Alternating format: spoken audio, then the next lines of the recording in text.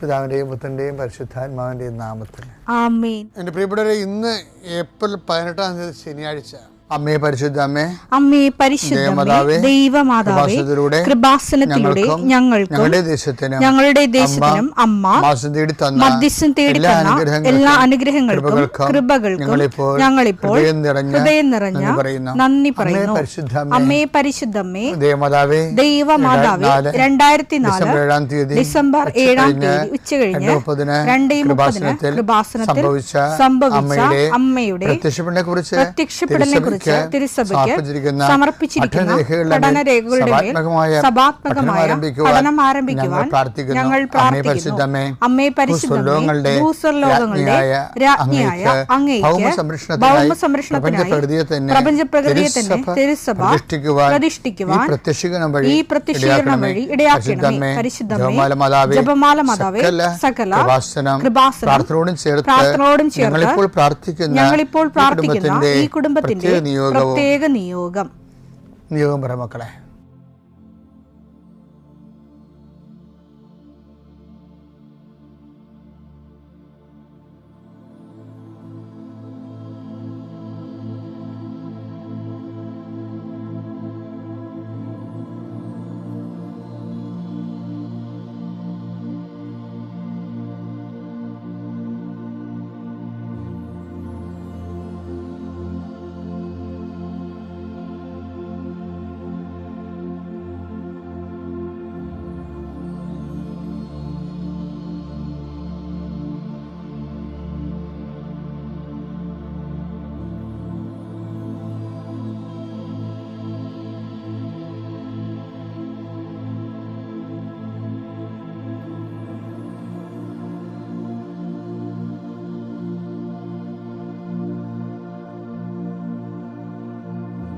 അമ്മയുടെ പ്രത്യക്ഷീകരണത്തിന്റെ ഈ അനുഗ്രഹവേളയിൽ ഞങ്ങൾക്ക് സാധിച്ചു തരുവാൻ കനിയണമേ. ആമേൻ. വിശ്വാസ പ്രമാണം.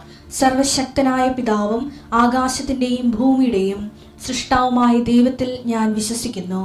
അവിടുത്തെ ഏകപുത്രനും ഞങ്ങളുടെ കർത്താവുമായ ഈശോ മിശിഹായിലും ഞാൻ വിശ്വസിക്കുന്നു. ഈ പുത്രൻ പരിശുദ്ധാത്മാവിനാൽ ഗർഭസ്ഥനായി കന്യകാമറിയത്തിൽ നിന്ന് പിറന്ന് പൊന്തിയോസ് പീലാത്തോസിന്റെ കാലത്ത് പീഡകൾ സഹിച്ച് കുരിശിൽ തറയ്ക്കപ്പെട്ട് മരിച്ച് അടക്കപ്പെട്ട് പാതാളങ്ങളിൽ ഇറങ്ങി മരിച്ചവരുടെ ഇടയിൽ നിന്ന് 3-ാം നാൾ ഉയർത്ത് സ്വർഗത്തിലേക്ക് എഴുന്നള്ളി സർവശക്തിയുള്ള പിതാവായ ദൈവത്തിന്റെ വലതുഭാഗത്തിരിക്കുന്നു. അവിടെ നിന്ന് ജീവിക്കുന്നവരെയും മരിച്ചവരെയും വിധിക്കുവാൻ വരുമെന്നും ഞാൻ വിശ്വസിക്കുന്നു. പരിശുദ്ധാത്മാവിലും ഞാൻ വിശ്വസിക്കുന്നു. വിശുദ്ധ കത്തോലിക്കാ സഭയിലും പുണ്യവാന്മാരുടെ ഐക്യത്തിലും പാപങ്ങളുടെ മോചനത്തിലും ശരീരത്തിന്റെ ഉയർപ്പിലും നിത്യമായ ജീവിതത്തിലും ഞാൻ വിശ്വസിക്കുന്നു. ആമേൻ. സ്വർഗ്ഗസ്ഥനായ ഞങ്ങളുടെ പിതാവേ, അങ്ങയുടെ നാമം പൂജിതമാകണമേ. അങ്ങയുടെ രാജ്യം വരണമേ. അങ്ങയുടെ തിരുമനസ് സ്വർഗത്തിലെ പോലെ ഭൂമിയിലും ആകണമേ. അന്നു വേണ്ടുന്ന ആഹാരം ഇന്ന് ഞങ്ങൾക്ക് തരണമേ. ഞങ്ങളോട് തെറ്റ് ചെയ്യുന്നവരോട് ഞങ്ങൾ ക്ഷമിക്കുന്നത് പോലെ ഞങ്ങളുടെ തെറ്റുകൾ ഞങ്ങളോടും ക്ഷമിക്കണമേ. ഞങ്ങളെ പ്രലോഭനത്തിൽ ഉൾപ്പെടുത്തരുതേ, തിന്മയിൽ ഞങ്ങൾ രക്ഷിക്കണമേ. ആമേൻ. നന്മ നിറഞ്ഞ മറിയമേ, സ്വസ്തി. കർത്താവ് അങ്ങയുടെ കൂടെ സ്ത്രീകളിൽ അങ്ങ് അനുഗ്രഹിക്കപ്പെട്ടവളാകുന്നു. അങ്ങയുടെ ഉദരത്തിൻ ഫലമായി ഈശോ അനുഗ്രഹിക്കപ്പെട്ടവനാകുന്നു. പരിശുദ്ധ മറിയമേ, തമ്പുരാന്റെ അമ്മേ, പാപികളായ ഞങ്ങൾക്ക് വേണ്ടി ഇപ്പോഴും ഞങ്ങളുടെ മരണസമയത്തും തമ്പുരാനോട് അപേക്ഷിക്കണമേ. ആമേൻ. കർത്താവേ, നിന്റെ ഉന്നതമായ നാമത്തിന് സ്തോത്രം ചെയ്യുന്നു. കർത്താവേ, നിന്റെ വിശുദ്ധ പൗരോഹിത്യത്തെ മഹത്വപ്പെടുത്തണമേ. കർത്താവെ, സഭയിലുള്ള സാന്നിധ്യം പ്രകടമാക്കണമേ. 40 വർഷം ഞാൻ അർപ്പിച്ച കൃപാനയുടെ യോഗ്യതയാൽ കൃപാസ്ഥാനത്താറെ ജീവനോടെ പ്രത്യക്ഷപ്പെട്ട പരിശുദ്ധ അമ്മയുടെ മാധ്യസ്ഥത്തിൽ ഞാൻ മക്കളെ ആശീർവദിക്കുന്നു. ഈശോയെ, എവിടെയെങ്കിലും യാത്ര ചെയ്യുന്ന മുമ്പ് ഇതൊന്ന് കൂടിയിട്ട് പോണവരുണ്ട്. ഈശോയെ, അവർ മക്കളുടെ ഇന്നത്തെ മുഴുവൻ യാത്രകൾ ഞാൻ അങ്ങേക്ക് ഏൽപ്പിക്കുന്നു. അവരുടെ കണ്ണുനീര് ഉപ്പണം കർത്താവേ. അവർ പോകുന്ന ഇടങ്ങളിൽ നീ അവിടെ കൂടെ പോകണം. പലരും ഒറ്റക്കാണ്. പലരും അവർ ഒറ്റക്ക് പോയിട്ട് നടക്കാത്ത പല കാര്യങ്ങൾക്ക് വേണ്ടിയാണ് പോണത്. ഓഫീസിലായാലും കോളേജിലായാലും സ്കൂളിലായാലും പരീക്ഷയ്ക്കായാലും ജോലിക്കായാലും ഇൻ്റർവ്യൂവിനായാലും മറ്റ് റവന്യൂ ആയിട്ടുള്ള കാര്യങ്ങൾക്കായാലും കർത്താവേ, അങ്ങയുടെ മക്കൾ പോകുന്ന ഇടങ്ങളിലെല്ലാം I come with you wherever you go.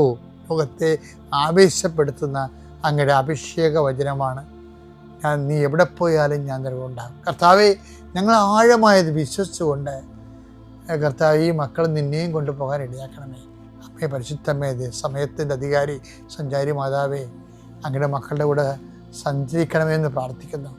നിത്യപിതാവും പുത്രനും പരിശുദ്ധാത്മാവായ സർവ്വേശ്വര എന്നേക്കും ആമേൻ. നിക്കോദേമോസിനോടാണ് ആദ്യം സംസാരിക്കുന്നത്. എന്താണ്? ആത്മാവിൽ ജനിക്കുന്നത് ആത്മാവാണ്, ജഡത്തിൽ നിന്ന് ജനിക്കുന്നത് ജഡമാണ്. എന്നിട്ട് ഈ ഇവിടെ വിഷയത്തിൽ ഞാൻ നിക്കോദേമോസിനെ കുറിച്ച് പറയുമ്പോൾ ജഡമെന്നാണ് ഈശോ പറഞ്ഞുകൊണ്ട് വരണതേ. അതാണ് വിഷയം. ഇന്നത്തെ യഥാർത്ഥത്തിൽ നമ്മൾ ഈ ജഡം എന്നുള്ള വാക്ക് ഉപയോഗിക്കണം ഇപ്പോഴാണ് ഈശോ. അത് നിക്കോദേമോസിനെ അഭിസംബോധന ചെയ്തുകൊണ്ട്, അതായത് ഈ കൽപ്പന ടെക്നിക്കലായിട്ട് കൽപ്പന പാലിച്ചു, അതിൻ്റെ അരൂപി അതാണ് ഈശോ അതിൻ്റെ അരൂപിയെ ഈശോ കൽപ്പനയുടെ ജിസ്റ്റ് എടുത്തിട്ട് അരൂപിയാണ് പറയണത്. എന്താണ്? എല്ലാത്തിനും ദൈവത്തെ സ്നേഹിക്കുക, നിന്നെപ്പോലെ തന്നെ നിൻ്റെ അയൽക്കാരനെ സ്നേഹിക്കുക എന്നുള്ള സംഭവത്തിന് അതാണ് അരൂപി എന്ന് പറയണത്. ഇവർ അത് വിട്ട് കളഞ്ഞിട്ട് ഇവർക്ക് സ്വർഗം അടിച്ചു മാറ്റാൻ വേണ്ടി കൽപ്പനകളെ അത് കൂടുതൽ ഭാരപ്പെട്ടതാക്കിയിട്ട് അവർക്ക് മാത്രം അത് പാലിക്കാൻ പറ്റുന്ന രീതി കൽപ്പനകൾക്ക് വ്യാഖ്യാനപ്പിരിവ് നൽകിയിട്ട് ഇവരത് പാലിച്ച് സംതൃപ്തി അടയുന്ന ഒരു അവസ്ഥയിലേക്ക് വരുമ്പോഴാണ് ഇന്ന് ഈശോ ജഡമെന്ന് വിളിക്കുക. എന്നിട്ട് പറയും, ആത്മാവിൽ ജനിക്കുന്നത് ആത്മാവാണ്, ജഡത്തിൽ നിന്ന് ജനിക്കുന്നത് ജഡമാണെന്ന് പറയും. അപ്പം ശരിക്കും പറഞ്ഞാൽ നമ്മൾ വളരെ ശ്രദ്ധിച്ചില്ലെങ്കിൽ നമ്മൾ ഈ അനുഷ്ഠാനങ്ങളെല്ലാം നടത്തി ജഡമായിട്ട് ജീവിക്കും. ജഡമാണ് ഈ ജഡത്തിൻ്റെ നമ്മൾ ശരിക്കും സഭയിലെ ആൾക്കാർ നമ്മൾ ഇൻട്രാക്ട് ചെയ്യുമ്പോൾ നമുക്ക് മനസ്സിലാകും. അത് സങ്കടകരമായൊരു തിരിച്ചറിവാണ്. ഈ 50 അല്ലെങ്കിൽ 60% ജഡമാണ് ശരിക്കും പറഞ്ഞാൽ. ദൈവത്തെ കാണുന്നതും അവരുടെ ദൈവത്തോട് അടുക്കുന്നതും ദൈവത്തിൻ്റെ കാര്യങ്ങൾ മനസ്സിലാക്കി ജീവിതത്തിൽ ദൈവത്തിന് ഒഴിഞ്ഞു പോകാൻ വേണ്ടി ഒരു നടപ്പാത നമ്മളിപ്പോൾ ഉണ്ടാക്കിയിട്ട്, നാഷണൽ ഹൈവേ ഒക്കെ ഉണ്ടാക്കിയപ്പോൾ ഒരു സൈഡിലൂടെ നടപ്പാത ഉണ്ടാക്കിയിട്ടുണ്ട്. അത് മനുഷ്യർക്ക് പോകാൻ വേണ്ടിയാണ്, വാഹനത്തിന് പോകാനല്ല. ഇതുപോലെ നമ്മുടെ ജീവിതത്തിലും ഒരു ദൈവത്തിന് സൈഡ് ചേർന്ന് എവിടെയെങ്കിലും പോയി രക്ഷപ്പെടാൻ വേണ്ടി ഒരു നടപ്പാത ഉണ്ടാക്കിയിട്ടുണ്ട്. അവിടെ പ്രാർത്ഥനയും കുരിശിൻ്റെ വഴിയൊക്കെ കാര്യമായിട്ട് നടന്നോളും. ഈ വാഹനങ്ങൾ പോണ നടുക്കൂടിയാണ്. അവിടെ മനുഷ്യൻ്റെ കള്ളത്തരങ്ങളും കുതന്ത്രങ്ങളും അതുപോലെ തന്നെ ആക്രാന്തങ്ങളും ഇതെല്ലാം മെയിൻ സ്ട്രീമിലാണ് പോണത്. അതുകൊണ്ടാണ് അതിനാണ് ജഡമെന്ന് പറയുന്നതിൻ്റെ കാരണം. നിങ്ങളിപ്പോൾ പെന്തക്കോസ്തിലേക്ക് പോകുമ്പോൾ കർത്താവ് ഇയാളെയാണ് ആദ്യം ട്രീറ്റ് ചെയ്യാനതെന്ന് ഓർത്തേക്കണം. നിക്കോദേമോസ് എന്ന് പറയുന്നത് നമ്മൾ തന്നെയാണ് അവിടെ. അപ്പം നിക്കോദേമോസിനെ ട്രീറ്റ് ചെയ്യുകയാണ് ശരിക്കും ഇനി മുന്നോട്ടുള്ള വഴികളിലേക്ക്. ഇനി ഓരോരുത്തരുടെ ഈശോ എടുത്തെടുത്ത് ട്രീറ്റ് ചെയ്യണ കാണാം. ഇപ്പം 4-ാമത്തെ അധ്യായത്തിൽ ചെല്ലുമ്പോൾ ഈശോ സമരക്കാരത്തെ ട്രീറ്റ് ചെയ്യും. 5-ാമത്തെ അധ്യായത്തിൽ ചെല്ലുമ്പോൾ ബെത്സൈദ കുളത്തിലെ രോഗിയെ ട്രീറ്റ് ചെയ്യും. ഇത്രയും ട്രീറ്റ്മെൻറ്റ് കഴിഞ്ഞതിന് ശേഷമാണ് ഈശോ ദിവ്യകുർബാനയുടെ ഡിസ്കോഴ്സിലേക്ക് പോണത്. വളരെ ചിട്ടപ്പെടുത്തിയാണ് യോഹന്നാൻ അത് വളരെ ശ്രദ്ധയോടെയാണ് ചെയ്യണത്. ഞാൻ പറഞ്ഞു വരുന്നതിൻ്റെ കാര്യം, നമുക്ക് ഈ ടോക്കിന് പരിമിതികളുണ്ട്. ഈ അച്ഛൻ ഇപ്പോൾ സ്റ്റോപ്പ് ചെയ്യും. അപ്പോൾ എന്താ വിഷയം എന്ന് പറഞ്ഞാൽ നമുക്കിതിൻ്റെ ഒരു ഭാഗങ്ങൾ കണ്ടുകൊണ്ടിരിക്കുക. കാര്യം എനിക്ക് വളരെ നിർബന്ധമാണ് അച്ഛൻ്റെ നിങ്ങൾ എല്ലാവരും നിങ്ങൾ അച്ഛൻ്റെ ടോക്ക് രാവിലെയുള്ള ശുശ്രൂഷ കൂടുന്നത് പ്രാർത്ഥനയ്ക്ക് വേണ്ടിയാണ് കൂടുതൽ.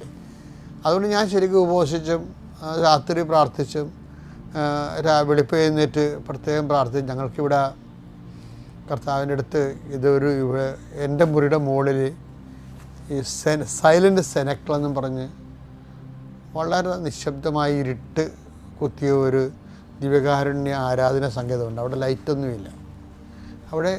അവിടെ മണിക്കൂറുകളും ഞങ്ങൾ ഇരിക്കും, സ്റ്റാഫ് എല്ലാം ഇരിക്കും, അരമണിക്കൂർ. അപ്പം ഞാൻ 2-3 സമയത്ത് അവിടെ പോയി ഇരിക്കും. അതുപോലെ അങ്ങനെ കർത്താവുമായിട്ട് ആലോചിച്ചും ചിന്തിച്ചും പ്രാർത്ഥിച്ചാണ് നിങ്ങളോട് പല കാര്യങ്ങളും സംസാരിക്കുന്നത്. അപ്പം നിങ്ങളോട് സംസാരിക്കുമ്പോൾ നിങ്ങൾ ചെയ്യേണ്ടതെന്ന് വെച്ചാൽ നിങ്ങൾ ചുമ്മാ ഒരു വയറന്മാരായിട്ട് പോകരുത്. മറിച്ച് കർത്താവ് പറഞ്ഞ പോലെ ആത്മാവിൽ നിന്ന് ജനിക്കുന്നത് ആത്മാവും ജഡത്തിൽ നിന്ന് ജനിക്കുന്നത് ജഡവുമാണ്. അപ്പം ജഡികമായിട്ട് തന്നെ പോയാൽ നമ്മൾ ജഡികമായിട്ട് തന്നെ മരിക്കും. അതുകൊണ്ട് പെന്തക്കോസ്തയിലേക്ക് പോകുമ്പോൾ നമ്മൾ ആത്മാവിൽ വളരുന്നതിനെക്കുറിച്ച് ചിന്തിക്കുകയും അതിന് പറ്റുന്ന രീതിയിൽ നിങ്ങൾ ജഡത്തെ പാകപ്പെടുത്തുകയും ചെയ്യണം. അപ്പം ആത്മാവിനെ ജഡത്തെ പാകപ്പെടുത്താൻ വേണ്ടിയാണ് ശരിക്കും ഈ കൽപ്പനകളെല്ലാം വന്നത്. ജഡത്തെ പാകപ്പെടുത്തിയെടുക്കാൻ.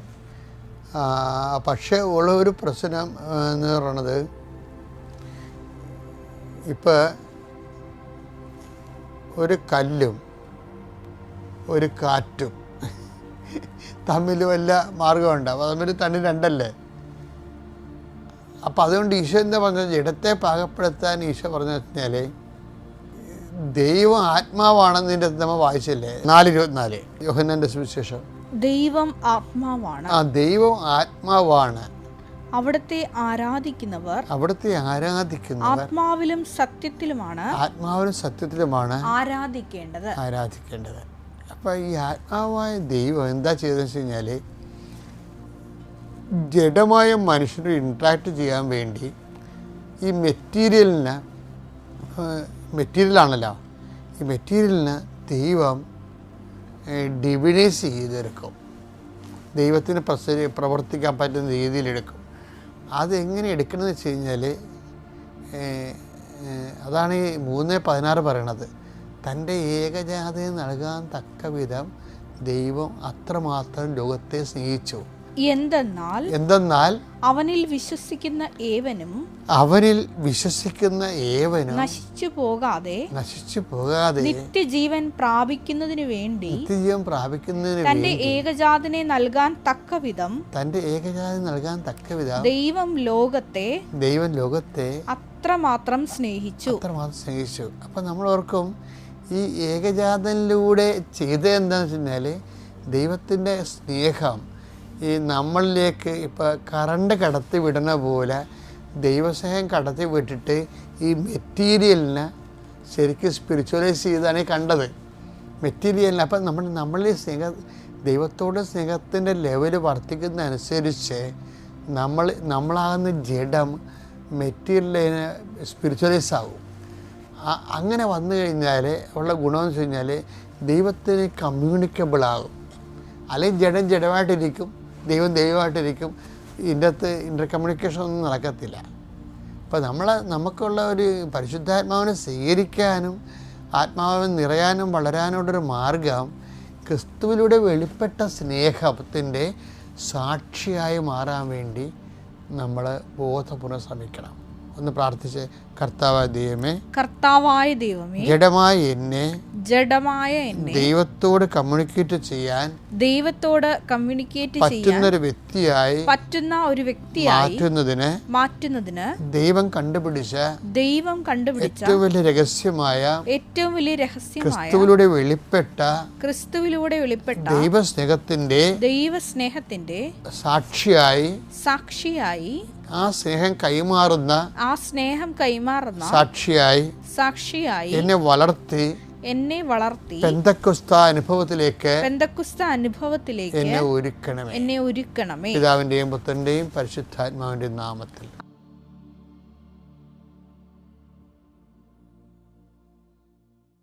അത്യപൂർവ ദൈവാനുഭവങ്ങൾ ഇനി നിങ്ങൾക്കും സ്വന്തം. ഈ യൂട്യൂബ് ചാനൽ ഇതുവരെ സബ്സ്ക്രൈബ് ചെയ്തിട്ടില്ലെങ്കിൽ ഇപ്പോൾ തന്നെ സബ്സ്ക്രൈബ് ചെയ്യുക. ഈ വീഡിയോ ഇപ്പോൾ തന്നെ നിങ്ങളുടെ സുഹൃത്തുക്കൾക്ക് ഷെയർ ചെയ്തുകൊണ്ട് കർത്താവിന്റെ പ്രേക്ഷിതരാകുക.